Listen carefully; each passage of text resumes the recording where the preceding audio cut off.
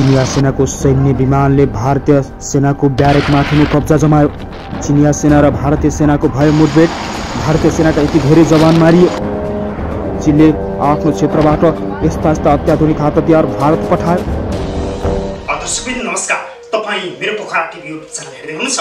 समाजमा र विश्वमा घटेका सत्य तथ्य खबरलाई तपाईसँग पुर्याउने हाम्रो अभियान जारी छ। तपाईले मेरो पोखरा टिभी युट्युब च्यानललाई सब्स्क्राइब गर्नुभएको छैन भने आज नै सब्स्क्राइब गरी नजिकैको बेल आइकन दबाई हामीसँग जोडिनुहोला। पल पलको ताजा खबर तपाईलाई अपडेट गराउने हाम्रो अभियान निरन्तर रहिरहनेछ। दर्शकबिन आज अत्यन्त महत्त्वपूर्ण र अत्यन्त खुसीको खबर लिएर आएको छु। छिमेकी राष्ट्र चीनले भारतको एउटा ब्यारेकमाथि नै यसरी हमला जमाएको छ। यो अत्यन्त महत्त्वपूर्ण र अत्यन्त खुसीको खबर हो। भिडियो अन्तिमसम्म हेर्नुहोला। अन्तिमसम्म हेरिसकेपछि तपाईँको मनमा लागेका कुराहरू कमेन्ट गर्नुहोला। सुरु गरौँ आजको मुख्य विषयवस्तु। विशाल सैन्य क्षमता र आणविक हतियारको साथ ठूलो जनसङ्ख्यामा रहेको भारत र चीनबीच पछिल्लो केही हप्तादेखि हिमाली क्षेत्रमा समस्या उत्पन्न हुन थालेको छ। मङ्गलबार यो सङ्कट दिन प्रतिदिन सुलिएको हो। बन्दुक प्रयोग नगरिएको भिडन्तमा भारतीय पक्षले 20 भारतीय सैनिकको ज्यान गएको बताएका छन्। भारतीय सञ्चार माध्यमले चिनिया पक्षका 43 जना घाइते भएको बताए पनि चीनले भने आफ्ना केही फौज मात्रै घाइते भएको बताएको छ। पछिल्लो समय लद्दाखका क्षेत्रमा दिन प्रतिदिन भिडन्त हुँदा भारतीय र चिनिया सैनिकको मोडभेडको स्थिति सिर्जना भएको छ। वारी र पारी बसेर दुई देशबीच भइरहेको सीमा समस्या समाधान गर्ने विषयमा वार्ताका लागि बोलाइए पनि भारतका लागि चीन डरिलो साथ लिँदै अगाडि बढेको देखिन्छ। भारतका विभिन्न क्षेत्रलाई कब्जामा लिँदै चीनले आणविक हात-हतियार समेत विस्फोटन गर्न थालेको छ। एसियाका दुई ठूला राष्ट्रबीच सीमा क्षेत्रमा भएको विवादका कारण पछिल्लो 4 दशकमा मानवीय क्षति हुने गरी दिन प्रतिदिन भिडन्त सुरु हुन थालेको छ। मङ्गलबार झडपको क्रममा लद्दाख स्थित गलवान क्षेत्रमा दुई देशबीचका लाइन अफ एक्चुअल कन्ट्रोल भएको थियो। यो विवाद कश्मीर क्षेत्रमा पर्छ, जहाँ व्यापक रूपमा सेना परिचालन गरिएको हुन्छ। भारत, पाकिस्तान र चीनको उक्त भूभागबारे आफ्ना आफ्नै किसिमका दाबीका कारण उक्त क्षेत्र तनावमा आउने गरेको छ। भारतीय पक्षका बङ्कर नै ध्वस्त पारिदिने चिनिया पक्षको चेतावनी सहित चीनले ब्यारेक नै भारतीय सेनाको कब्जामा लिएको छ। गलवान क्षेत्रमा भारतीय र चिनिया गस्ती टोलीबीच धेरै घटनाहरू भएका छन्। गलवान उपत्यका नजिकै दुवै पक्षले हतियार र सैनिक सङ्ख्या बढाउन थालेका छन्। त्यही परिचालित सैनिकको हेलिकप्टर, लडाकु विमानहरू समेत दिन प्रतिदिन भारतीय आकाशमा उड्न थालेपछि भारतमा तरङ्ग मचिएको छ। सुरुमा भारतले आफ्नो दाबी गर्दै आएको भूमिमा चिनिया फौजले टेन्ट गाड्न र खाल्टो खन्न निर्माण कार्य अगाडि बढाउन थालेपछि सवारी साधन प्रयोग गरेसँगै तनाव बढेको भारतीय सञ्चार माध्यमले जनाएका छन्। भारतले सन् 2008 मा उच्च हिमालय भेगमा पुनः सञ्चालनमा ल्याइएको हाइवे शिविरको पुनःका लागि 100 किलोमिटर लामो सडक निर्माण गरेको चीनले यस्तो कदम चालेको बताइएको छ। गलवान उपत्यकामा चलिरहेको तनाव कम गर्ने प्रक्रियामा हिजो राति हिंसात्मक अवस्थामा सिर्जना भएको, जसमा दुवै पक्षका अधिकारीहरूको हात भएको थियो। भारतीय सेनाले जारी गरेको विज्ञप्तिमा भनिएको छ, चीनले भने भारतलाई तनाव बढाउने गरी एकपक्षीय रूपमा कदम चालेको भएर हामी अगाडि बढेको भारतीय पक्षको गुनासो छ।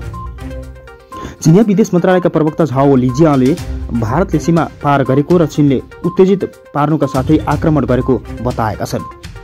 यस टकराव उत्पन्न हुनुका धेरै कारण छन्, तर प्रतिस्पर्धा रणनीति उद्देश्यको यस जोड भएको बताइएको छ। भारत र चीनबीच 3440 किलोमिटर लामो सीमा छ।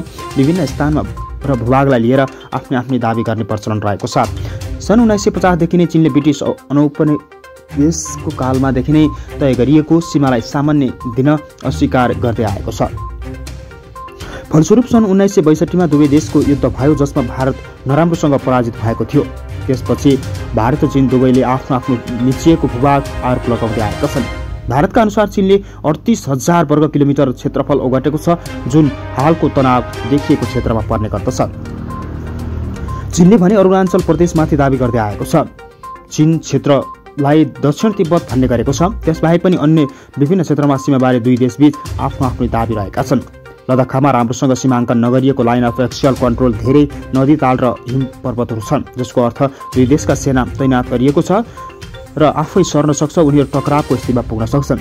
पछिल्लो 3 दशकमा गरिएका कयौं वार्ताहरूमा सीमा विवाद सुल्झाउने असमर्थन रहेका र ती वार्ताले उक्त क्षेत्रलाई स्थिर राख्न सहयोग गरेका थिए।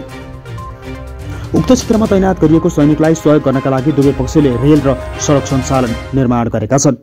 प्रधानमन्त्री नरेन्द्र मोदीले को नेतृत्वमा भारतले लाइन अफ एक्चुअल कन्ट्रोल आसपासमा दर्जनौं सडक निर्माण सुरु गरेको छ।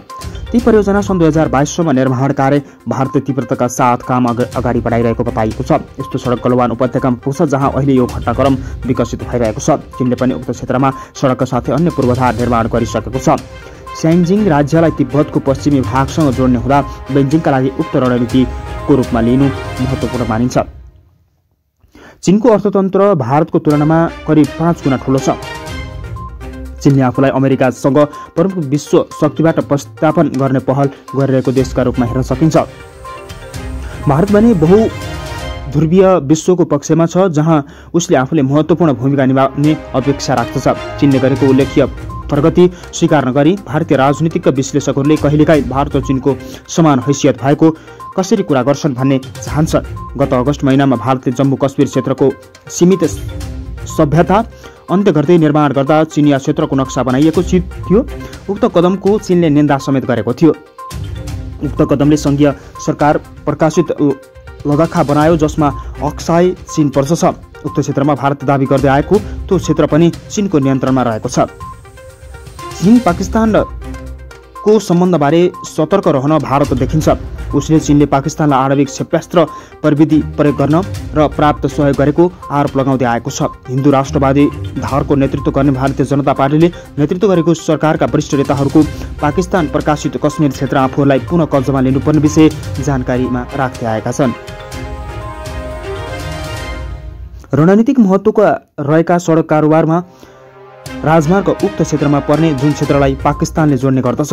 चाइना पाकिस्तान इकोनोमिक कोरिडोरका निर्माणको बेजिङले झण्डै 60 अर्ब अमेरिकी डलर लगानी गरेको छ। बिल्ड तथा रोड इनिसिएटिभ VRI को नेतृत्वमा रहेको परियोजनालाई पाकिस्तानको दक्षिणी भेगमा रहेको वादगार बन्दरगाहलाई जोड्ने गर्दछ। उक्त बन्दरगाहलाई चीनको अरब सागरमा आफ्नो स्थान सुरक्षित गर्न सहयोग गर्दछ। निकट भविष्यमा अरब सागरमाथि चीनिया जनसेनालाई कारबाहीको ग्वादरलाई अगाडि बढाउन सक्ने भारतको डर छ। भारत र तिब्बत अत्याधिक नेता दलाई लामाको नेतृत्व र सम्बन्धबारे चीनको आश्चर्य छ। लामा सन् 1959 मा विद्रोह असफल भएपछि भागेर भारत पुगेका थिए। भारतले निर्वासनमा रहेको तिब्बत सरकारलाई नै मान्यता दिन अस्वीकार गरेको छ। सो सरकारको नेतृत्वलाई भने सन् 2014 मा मोदी प्रधानमन्त्रीको रूपमा शपथ ग्रहण गर्ने क्रममा अतिथिका रूपमा निम्ताइएको थियो। चीनले भारतलाई भू राजनीतिक आकांक्षालाई गम्भीरताका साथ हेर्दैन, तर उसले अमेरिका, जापान, अस्ट्रेलिया जस्ता आफ्ना परम्परागत शत्रुलाई सहकार्य गर्न सक्ने चीनको बुझाइ छ। पछिल्लो समयमा सीमामा गस्तीका लागि खटिएका अधिकारीहरू सयौं पटक एकअर्काको आमुन्ने सामुन्ने भएका छन्। सन् 2013 र 2017 देखिमा देखिएको गम्भीर विपत्ति हप्तामा कूटनीतिक, राजनीतिक र विस्फोटकको रूपमा अगाडि बढ्न थालेको छ। भारतीय पक्षको बङ्करले चिनिया सेनाले ध्वस्त पारिदिएपछि दिन प्रतिदिन युद्धको सङ्केत चुलिन थालेको बताइएको छ। दर्शकवृन्द, आजको महत्त्वपूर्ण एक्सक्लुसिभ खबर तपाईँलाई कस्तो लाग्यो? भिडियो अन्तिमसम्म हेरेर सुनेर साथ दिनुभयो त्यसका लागि धन्यवाद। यस्तै नयाँ ताजा खोज अनि सन्देशमूलक भिडियो हेर्नका लागि तपाईँले मेरो पोखरा टिभीलाई सब्स्क्राइब गर्नुहोला। तपाईँको बाँकी पल शुभ रहोस्। नमस्कार।